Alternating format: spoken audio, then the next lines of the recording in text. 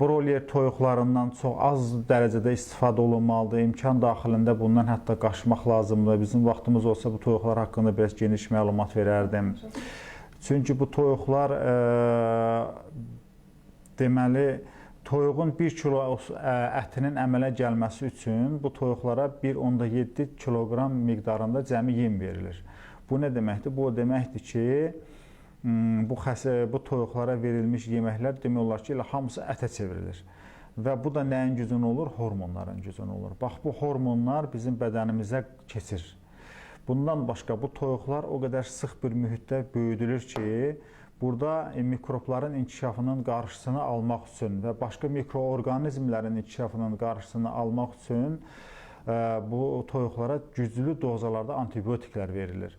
Və toyuğun ətini biz yediyimiz zaman həmin antibiotiklər də bizim bədənimizə keçir, həmin hormonlar da bizim bədənimizə keçir.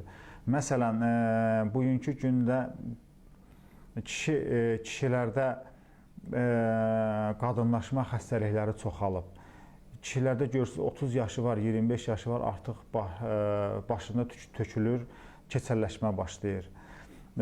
Görürsünüz ki, kişilərin 25-30 yaşı var, amma hələ üzünə tük çıxmayıb. Və yaxud da kişilər 40-45 yaşından sonra başlayır, prostat xəstəliyinin əlamətləri başlayır. Hansı ki, bu 20 il bundan qabaq 60 yaşından sonra başlayırdı. Yəni, xəstəliklər də o dərəcədə cavanlaşır. Bunların hamısının mənbəyi nədir? Hormonlaşdırılmış yeməklərin həddindən artıq bədənimizə çox qəbul olunması. Hormonlaşdırılmış yemək də deyəndə nə nəzərdə tutulur? Birinci, toyuq əti. Məsələn, toyuğun 1 kilo olması üçün keçmişdə 1 il vaxt lazım olurdusa, indi bunun üçün cəmi 1 ay bəs eləyir.